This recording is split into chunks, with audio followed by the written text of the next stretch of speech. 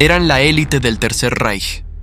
Vestían de negro, obedecían solo a un hombre y creían representar una nueva raza destinada a dominar Europa. Fueron soldados, verdugos, fanáticos y fieles hasta el final. Hoy conocerás la historia completa de las SS, la Orden Negra de Heinrich Himmler, su creación, su poder, sus crímenes y su caída final junto a Hitler. En la Alemania de entreguerras, la sombra del orden se transformó en máquina de poder. De negro ceremonial a fuerza letal, así nació la SS, la guardia privada que acabaría por dominar el terror nazi. Esta es la historia de sus trajes, sus hombres y la estructura que convirtió el fanatismo en administración de muerte.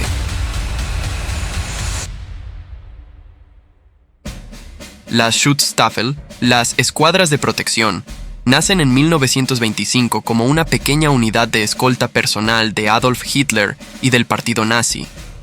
Inicialmente eran un grupo selecto, formado para proteger al líder en mítines y actos públicos, separado de las más numerosas y ruidosas SA, Sturmabteilung. La SS tuvo sus primeras décadas como una organización casi ceremonial. Selección rigurosa, disciplina y una estética que la diferenciaba. Sin embargo, bajo la dirección de Heinrich Himmler, quien desde 1929 comenzó a transformarla, la SS dejó de ser solo escolta para convertirse en una institución de control político y social. Himmler elevó sus requisitos, profesionalizó la estructura y la articuló como una red que penetraría el Estado, servicio de inteligencia, policía política y brazo ideológico. La imagen más icónica de la SS son los uniformes negros. Ese color surgió por varias razones. Buscaba imponencia, contraste con las camisas pardas de las SA y un sentido teatral de poder absoluto. El diseño, chaqueta ceñida, casco, botas altas y en muchos casos insignias plateadas, fue cuidadosamente pensado para proyectar disciplina, homogeneidad y autoridad. ¿Quién diseñó ese estilo? No hay una sola firma anónima que lo reclame. Fue producto del equipo de diseño del propio partido, sastrerías vinculadas al NSDAP y la influencia de la imaginería paramilitar de entreguerras. El negro no solo era estético, era símbolo de separación social.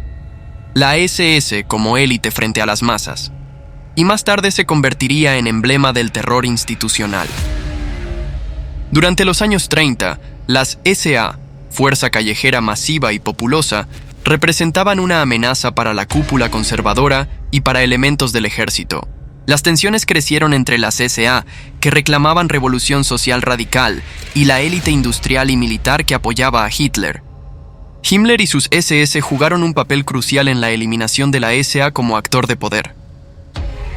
En junio de 1934, durante la conocida Noche de los Cuchillos Largos, la SS actuó como brazo ejecutor de una purga que limpió a la SA y a rivales políticos reales o sospechosos. Con esto, la SS emergió como garante de la lealtad a Hitler y empezó a consolidar su posición dentro del Estado, ya no solo como guardia, sino como policía política y aparato de represión. A medida que crecía su influencia, la SS se estructuró en ramas con roles distintos. Allgemeine SS, SS General, era la rama administrativa, política y policial de la organización, encargada de la burocracia, el control social, registros raciales, dirección ideológica y supervisión de políticas de orden interno. Aquí se formaban los oficiales que manejarían archivos, registros y la máquina administrativa del régimen. Waffen-SS, nacida como unidades de combate, la Waffen-SS pasó de ser guardia de élite a fuerza militar paralela a la Wehrmacht. Sus divisiones combatieron en todos los frentes y con el tiempo incorporaron voluntarios extranjeros. La Waffen-SS combinó fanatismo ideológico con acción bélica y fue responsable de crímenes de guerra además de operaciones militares. SS Totenkopfverbände, unidades Totenkopf o cráneo de la muerte. Estas unidades se hicieron cargo de la administración y vigilancia de los campos de concentración. Fueron las encargadas de la custodia y operación de muchos campos y desempeñaron funciones que las vincularon directamente con la represión y la exterminación masiva. Estas divisiones operaban con una lógica jerárquica. La Allgemeine dictaba políticas y criterios, La Waffen-SS ejecutaba militarmente y las Totenkopf administraban el sistema de detención y explotación. La evolución de las SS estuvo íntimamente ligada a la creación y expansión de la policía secreta. En 1933, Hermann Göring creó la policía política prusiana. Himmler y Heydrich pronto buscaron integrarla en la estructura de las SS. Reinhard Heydrich fue pieza central. Organizó el Sicherheitsdienst, SD, el servicio de inteligencia de las SS, cuyo rol era vigilar enemigos internos y recopilar información. A partir de la fusión de estructuras policiales y de seguridad, y con la creación de la RSHA, Oficina Principal de Seguridad del Reich, en 1939, la Gestapo quedó integrada funcionalmente con las SS. La Gestapo se convirtió en brazo operativo de represión, detenciones, interrogatorios, coordinación de deportaciones y control del terror cotidiano. Heinrich Müller dirigiría la Gestapo en los años clave de la represión. Aunque su figura es compleja y algunas biografías difieren en detalles, su rol como jefe de la policía política lo convirtió en uno de los funcionarios más temidos dentro de la maquinaria de seguridad. Pertenecer a la SS no era solo un empleo, era un estatus social. Requisitos y selección. Desde los inicios, Himmler impuso criterios racialmente definidos, exigencias de salud física y perfil ideológico. Se priorizaba la disciplina, pruebas de pureza racial, según las pseudocategorías raciales del régimen, y lealtad absoluta. La formación incluía instrucción militar, adoctrinamiento ideológico y formación administrativa según la rama, educación y adiestramiento. Había escuelas, campos de formación y centros para oficiales. Los cuadros de la Allgemeine SS recibían entrenamiento en gestión, inteligencia y seguridad. Las Waffen-SS, instrucción militar. Las Totenkopf, adiestramiento en vigilancia y control. Privilegios y diferencias con la Wehrmacht. En los primeros años, los miembros de la SS gozaban de estatus preferente, mejor acceso a ciertos recursos, privilegios sociales y posibilidad de ascenso ideológico. En términos de paga, no hay una cifra única. La remuneración dependía del rango y la función. En líneas generales, miembros con altos cargos en la SS podían recibir privilegios materiales y sociales superiores a los soldados rasos de la Wehrmacht, además de ventajas en vivienda, asignaciones y favoritismos administrativos.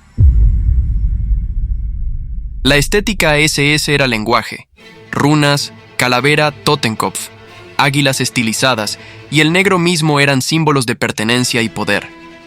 Los distintivos indicaban rango y función, hombreras, brazaletes, insignias en cuello. Las variaciones entre las ramas se podían ver claramente. El uniforme de la Allgemeine era menos bélico. La Waffen-SS adoptó con el tiempo patrones de camuflaje y variaciones de color según campaña. Las Totenkopf usaban emblemas distintivos relacionados con su función en los campos. La Orden Negra no fue solo apariencia, encarnó una maquinaria de formación, adoctrinamiento y combate que se extendió por toda Europa. Ahora veremos cómo se moldearon esos hombres y cómo la SS se transformó en fuerza militar y administrativa. Desde los primeros años, Himmler impulsó una estructura educativa propia para la SS. No bastaba con reclutar, había que forjar mentalidades. Así nacieron las escuelas y centros de formación, escuelas ideológicas y cultos de élite, centros destinados al adoctrinamiento político e histórico, donde se enseñaba la doctrina racial, la lealtad al Führer y la importancia del sacrificio por la comunidad nacional. Los candidatos recibían clases sobre historia germánica, biología racial pseudocientífica y disciplina moral según los cánones nazis. Academias y campos de adiestramiento. Para los cuadros y oficiales existían institutos donde se unía la instrucción militar con técnicas de inteligencia y gestión. Se practicaban maniobras, combate cuerpo a cuerpo, ejercicios de liderazgo y métodos de represión administrativa. Evaluación y selección. La entrada exigía exámenes médicos, pruebas físicas, revisión de linaje según los criterios raciales del régimen y entrevistas de lealtad. Se rechazaba a quienes no cumplían el perfil físico o ideológico. El resultado fue una casta interna. Oficiales formados según un mismo patrón, convencidos de su misión y preparados tanto para tareas burocráticas como para acciones violentas. Las Waffen-SS nació como unidad armada de élite vinculada a la SS política, pero con el tiempo adquirió su propia identidad militar. Inicialmente era una fuerza pequeña, compuesta por guardias personales y unidades de choque encargadas de proteger al partido y mantener el orden interno. A medida que el conflicto se intensificó, la Waffen-SS se expandió rápidamente. De decenas pasó a centenares de miles de hombres. Se crearon divisiones completas, muchas con nombres propios: Totenkopf, Leibstandarte, Das Reich, que fueron desplegadas en los teatros de operaciones más importantes. Incorporación de voluntarios extranjeros. A partir de 1942 a 1943, las Waffen-SS reclutó voluntarios y conscriptos de los países ocupados y aliados, desde voluntarios neerlandeses y belgas hasta unidades del Báltico, los Balcanes y Francia, creando contingentes multinacionales bajo la insignia SS. Las divisiones seguían una doctrina de choque y fanatismo, énfasis en la ofensiva, unidades motorizadas y blindadas, y una cultura interna que priorizaba la lealtad ideológica sobre la mera técnica militar. Las Waffen-SS no fue solamente un sello de prestigio, tuvo un impacto real y permanente en el desarrollo bélico. Frentes clave. Actuó en el este contra la Unión Soviética, en el oeste contra los aliados tras Normandía, y en múltiples campañas locales como la Mediterránea y los Balcanes. Éxitos militares y limitaciones. Algunas divisiones demostraron efectividad táctica y gran combatividad, lograron victorias locales, pero su expansión acelerada implicó problemas. Falta de entrenamiento homogéneo, escasez de material y una autoridad paralela que generó fricciones con la Wehrmacht. Junto con sus funciones militares, ciertas unidades de las Waffen-SS colaboraron en operaciones de pacificación, represalias y control de la retaguardia. Esa dualidad, combate y represión, marcó su actuación en zonas ocupadas. La pertenencia a la SS conllevaba ventajas concretas, además del estatus político. Pago y asignaciones. La escala salarial dependía del rango y la función. Oficiales y cuadros de la SS con cargos administrativos o de confianza recibían asignaciones complementarias: vivienda, raciones, acceso a tiendas especiales, que en muchos casos superaban las de un soldado raso de la Wehrmacht. La SS gestionaba propiedades confiscadas, empresas y recursos que podían beneficiarlos. Miembros con influencia accedían a bienes requisados en territorios ocupados, viviendas y empleos preferenciales para su familia. Beneficios sociales, reconocimiento público, mejores funerales, acceso a redes internas de ayuda y pensiones preferenciales en ciertos casos. No obstante, la brutalidad del conflicto también afectó a la SS. A medida que la guerra empeoró, la escasez y la movilización total erosionaron parte de esos privilegios. La indumentaria de las SS no fue un simple uniforme militar. Fue un símbolo cuidadosamente diseñado para infundir respeto, disciplina y, sobre todo, miedo. Desde los primeros años de la organización, Heinrich Himmler entendió que la imagen visual tenía un poder psicológico tan fuerte como las armas. La idea era crear una estética imponente, fría y perfectamente reconocible, que diferenciara a las SS del resto de las fuerzas del Reich, especialmente de la Wehrmacht y de las antiguas SA. El diseño más emblemático, el uniforme negro con la calavera Totenkopf en la gorra, se desarrolló a comienzos de los años 30. La inspiración vino directamente de Himmler y del propio Karl Diebitsch, un artista y oficial que colaboró estrechamente con el sastre Hugo Boss, quien se encargó de fabricar los uniformes. El color negro fue elegido por su asociación con la autoridad y el misterio, y para destacar en desfiles nocturnos bajo antorchas, un elemento clave en la propaganda nazi. El conjunto estaba compuesto por una guerrera ajustada, pantalones del mismo tono, botas altas de cuero pulido y el icónico cinturón con la hebilla de las runas SS. Cada detalle tenía un propósito simbólico. Las runas diseñadas por Walter Heck representaban fuerza y pureza racial, mientras que la calavera evocaba sacrificio y lealtad hasta la muerte. Con el inicio de la guerra, los uniformes negros fueron reemplazados por versiones gris-verde de campaña, más prácticas para el combate.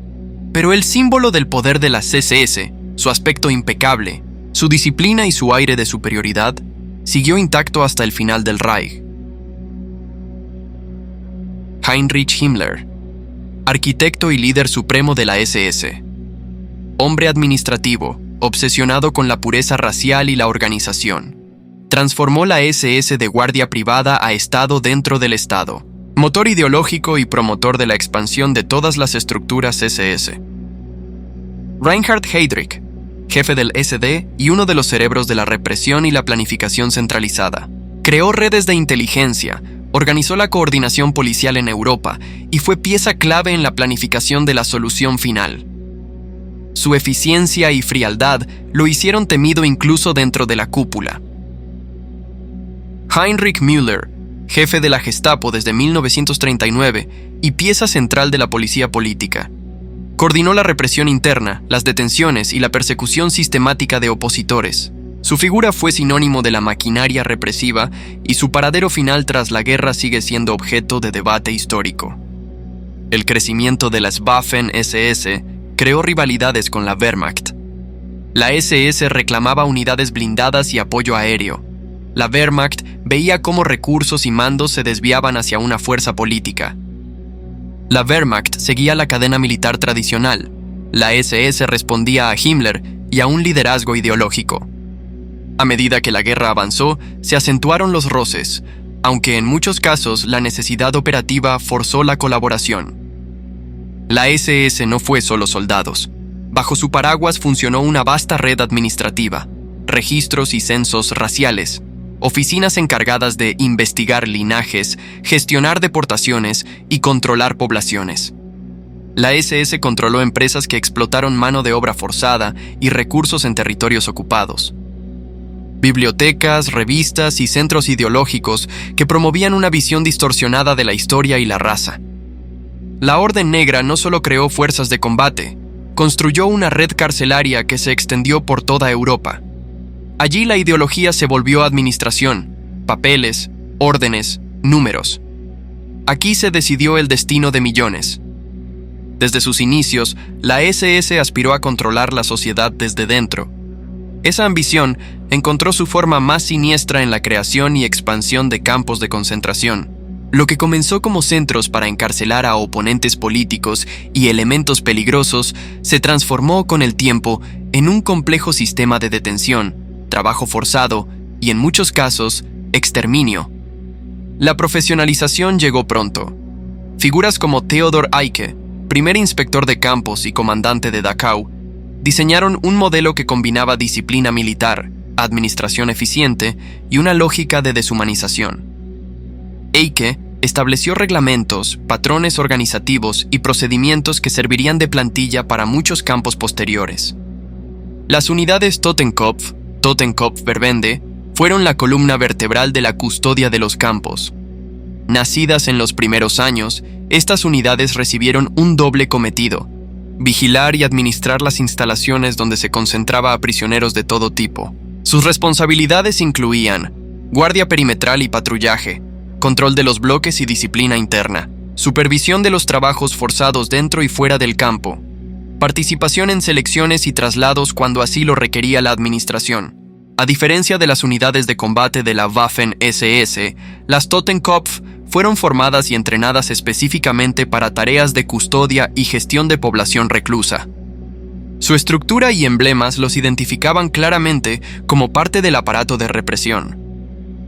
Es importante distinguir tipos de instalaciones y funciones. Campos de concentración, por ejemplo Dachau o Buchenwald, inicialmente concebidos como lugares de internamiento y represión política. Con el tiempo pasaron a integrar trabajo forzado y ejecuciones selectivas. Campos de trabajo o industriales, como por ejemplo Monowitz, parte de Auschwitz, Mittelbau-Dora, creados o adaptados para explotar mano de obra en fábricas. Minas y proyectos militares. En ellos las condiciones buscaban extraer rendimiento económico. Campos de exterminio como Treblinka, Sobibor, Belzec, parte de Auschwitz-Birkenau. Instalaciones organizadas fundamentalmente para el asesinato masivo sistemático de deportados. Allí la logística, el transporte y la acción final estaban planificadas para la aniquilación a escala industrial. Esa diferenciación no atenúa la responsabilidad. Todas las piezas formaban un sistema interconectado donde la administración, la infraestructura ferroviaria y las órdenes desde Berlín facilitaron la operación general. La SS creó órganos específicos para gestionar recursos, mano de obra y seguridad. RSHA, Oficina Principal de Seguridad del Reich. Centralizó el control de la policía política. La Gestapo y los servicios de seguridad. Era el órgano que articulaba persecuciones, deportaciones y coordinación entre servicios.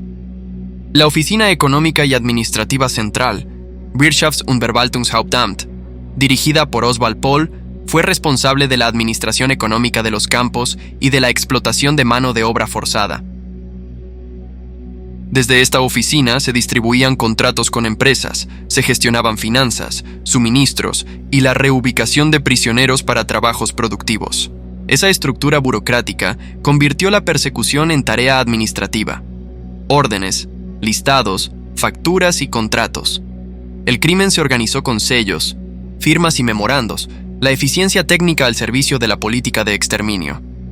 La explotación industrial de prisioneros fue un rasgo definitorio en la relación entre SS y economía de guerra. Grandes empresas alemanas, corporaciones como IG Farben, Krupp y otras factorías, se beneficiaron de mano de obra cautiva. En muchos casos se llegaron a acuerdos contractuales con la Oficina Principal Económica y Administrativa para suministrar prisioneros a cambio de pagos o provisiones. Los proyectos destacados incluyen las instalaciones subterráneas y talleres en Mittelbau-Dora vinculadas a la producción de cohetes, plantas químicas y de armamento que absorbieron mano de obra de los campos. El rendimiento económico fue priorizado por la administración, aun cuando las condiciones humanas se deterioraban hasta niveles letales. Esa lógica colocó a la economía y la industria en el centro de la maquinaria de coerción. Varios responsables encarnan la cadena de mando. Rudolf Höss, comandante de Auschwitz, dirigió la vasta infraestructura de Birkenau y la explotación masiva de trabajo forzado. Su testimonio posterior dejó constancia de la escala organizativa del sistema. Theodor Eicke, modelo institucional para los campos, fue el inspector que estandarizó normas y procedimientos. Oswald Pohl, jefe de la Oficina Principal Económica y Administrativa, gestionó la dimensión económica y administrativa. Heinrich Himmler, como Reichsführer SS, supervisó y legitimó políticamente la red. Sus instrucciones y visitas eran determinantes en la marcha del sistema.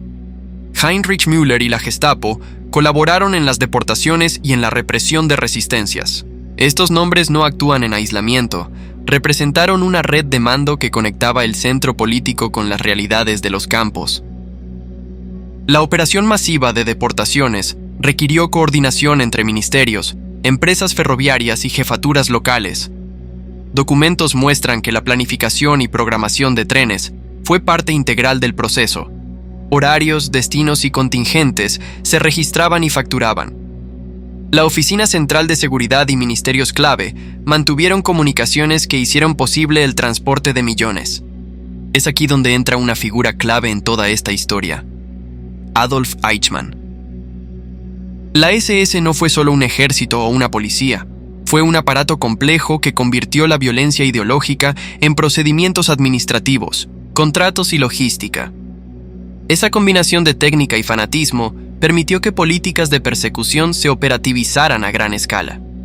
Entender la SS es entender cómo la modernidad, burocracia, industria y ciencia puede ser empleada tanto para construir como para destruir.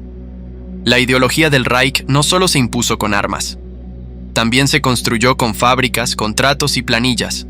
La SS convirtió la represión en economía y la esclavitud en motor de guerra. Heinrich Himmler concebía a la SS como una organización autosuficiente, un Estado dentro del Estado.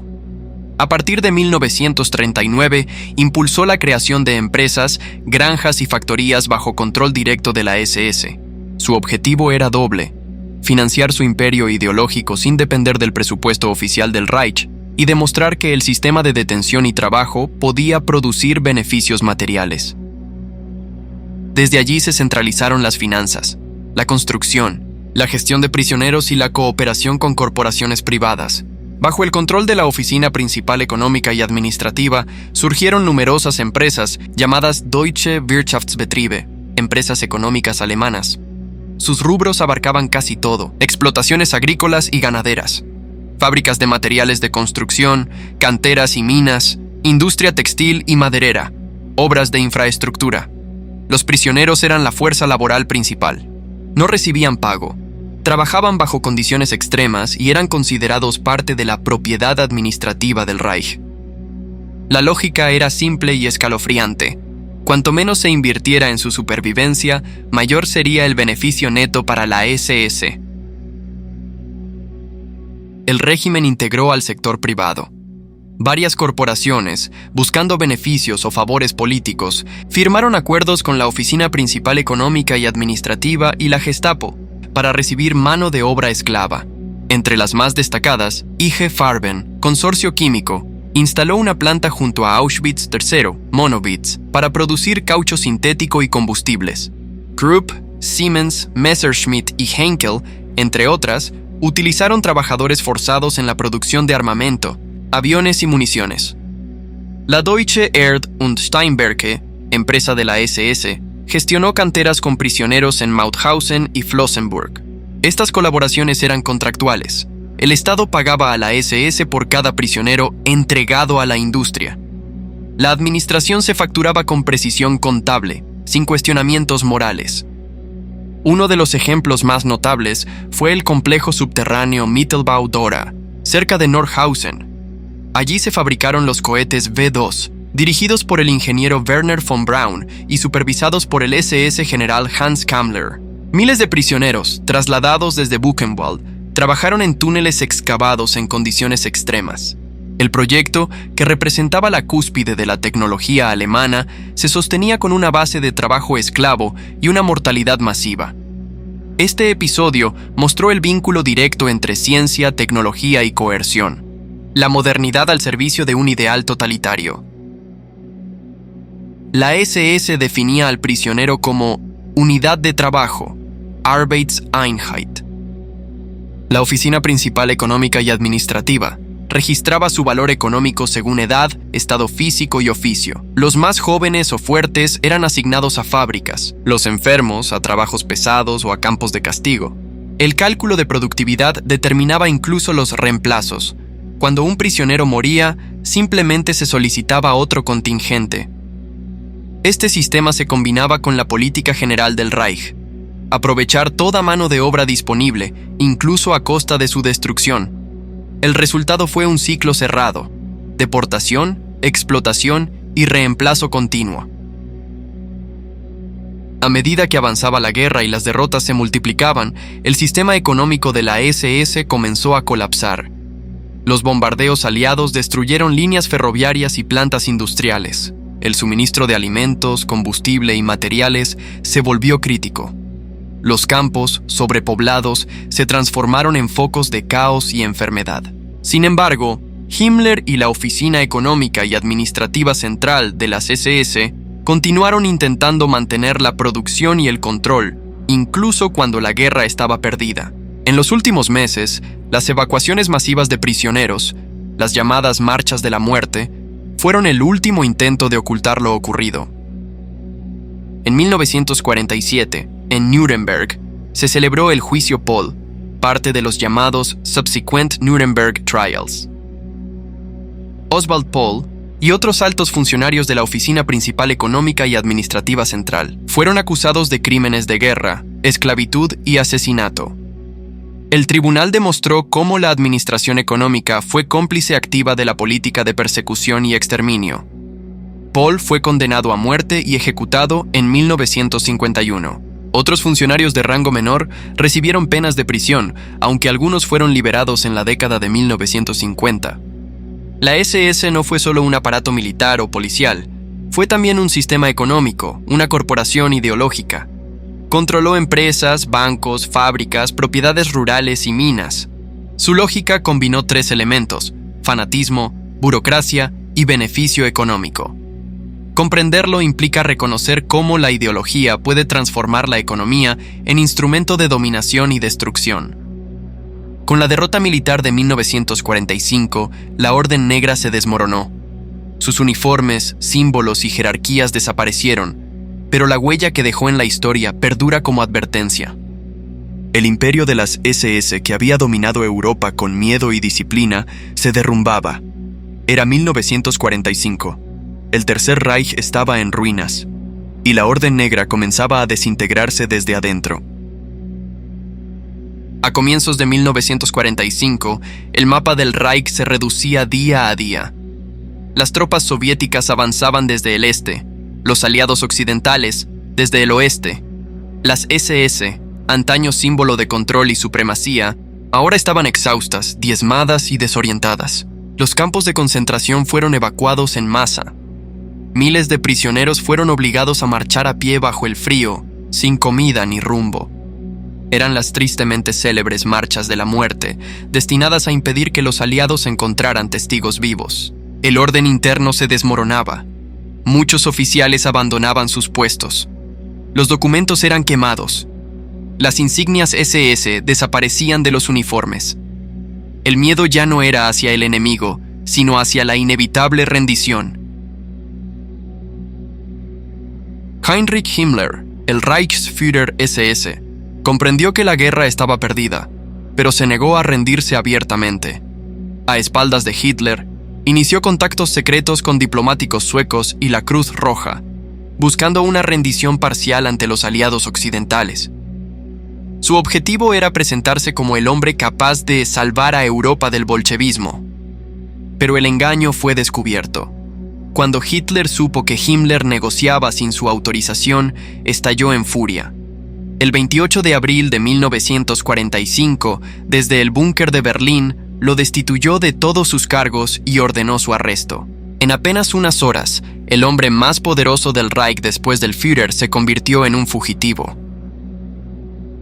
Mientras tanto, en Berlín, un puñado de oficiales de las Waffen-SS defendía el corazón del Reich. Los restos de las divisiones Charlemagne, Nordland y Hitlerjugend combatían casa por casa contra el Ejército Rojo. Entre los muros del Führerbunker, Hitler se mantenía aislado, convencido de que la traición había destruido todo lo que construyó. Himmler ya no estaba a su lado. La lealtad final la ofrecieron solo Goebbels, Bormann y unos pocos oficiales de las SS. El 30 de abril de 1945, Hitler se quitó la vida. En cuestión de horas, el Tercer Reich dejó de existir. Himmler huyó disfrazado como un soldado raso de la Wehrmacht. Se afeitó el bigote, cambió su uniforme por una chaqueta común y se identificó como Heinrich Hitzinger. Viajó hacia el norte de Alemania con un pequeño grupo de escoltas, intentando llegar a zonas controladas por los británicos. El 21 de mayo de 1945 fue detenido en las cercanías de Bremervörde. Durante el registro, los soldados británicos descubrieron una cápsula de cianuro escondida en su boca. 2 días después, en Lüneburg, cuando comprendió que su identidad había sido descubierta, se suicidó viendo la cápsula. Su cuerpo fue enterrado en secreto en un lugar no revelado. Con la muerte de Hitler y la captura de Himmler, las SS dejaron de existir oficialmente. Las tropas restantes fueron declaradas organización criminal por los aliados. Miles de hombres fueron capturados, juzgados o enviados a campos de prisioneros. Otros lograron escapar gracias a redes clandestinas, como Odessa, que organizó rutas de fuga hacia Austria, Italia y finalmente Sudamérica. Con el colapso del Reich se inició la búsqueda de responsables. Entre 1945 y 1946 se juzgaron a los principales líderes políticos, militares y administrativos del régimen. En los juicios de Nuremberg, la SS fue declarada culpable de crímenes contra la humanidad. El tribunal determinó que la organización había sido un instrumento fundamental del terror, la represión y el exterminio. Decenas de oficiales fueron condenados a muerte o largas penas de prisión. Entre ellos, Ernst Kaltenbrunner, jefe del RSHA, ejecutado en 1946. Joachim Peiper, comandante de la Waffen-SS, condenado y posteriormente asesinado en Francia. Otros, como Karl Wolf, recibieron condenas leves y se reintegraron años después a la vida civil. Figuras como Oswald Pohl fueron condenadas en procesos posteriores. Einsatzgruppen Trials, juicios por crímenes de guerra en Dachau y otros tribunales militares, documentaron atrocidades concretas y condenaron a varios mandos. Persiguieron a guardias, administrativos y cómplices, Sin embargo, la justicia fue incompleta. Muchos responsables fueron capturados, juzgados y condenados, pero otros escaparon gracias a redes de huida, las llamadas ratlines. Estas ratlines facilitaron la huida de cientos de fugitivos hacia Sudamérica, especialmente Argentina, Chile, Brasil y Paraguay. Algunos recibieron ayuda indirecta del Vaticano, que veía en ellos una barrera contra la expansión comunista. Los documentos de la posguerra demostraron que la red estaba bien estructurada. Pasaportes falsos emitidos por la Cruz Roja Internacional, contactos en puertos italianos como Génova, refugios temporales en conventos y misiones católicas. A lo largo de las décadas, varios antiguos oficiales sobrevivieron y fueron descubiertos años después. Josef Mengele, médico de Auschwitz, murió en Brasil en 1979. Alois Brunner, ayudante de Eichmann, vivió en Siria hasta los años 2000. Erich Priebke, responsable de la masacre de las fosas ardeatinas, fue extraditado a Italia en 1995. Estos casos reabrieron el debate sobre la impunidad y la responsabilidad individual de los miembros de las SS. El sueño de pureza y poder absoluto terminó en ruinas. Las SS, que se presentaban como la élite moral y racial del Reich, quedaron marcadas como el símbolo máximo del terror moderno. Su historia es la prueba de cómo una organización ideológica, militar y económica puede devorar al propio sistema que la creó. El fin de las SS fue también el fin de una era de oscuridad, pero su sombra permanece en los libros, en los juicios, en los testimonios y en las ruinas de los campos. Recordar su historia no es rendir homenaje, sino advertir lo que ocurre cuando el poder y el fanatismo se fusionan.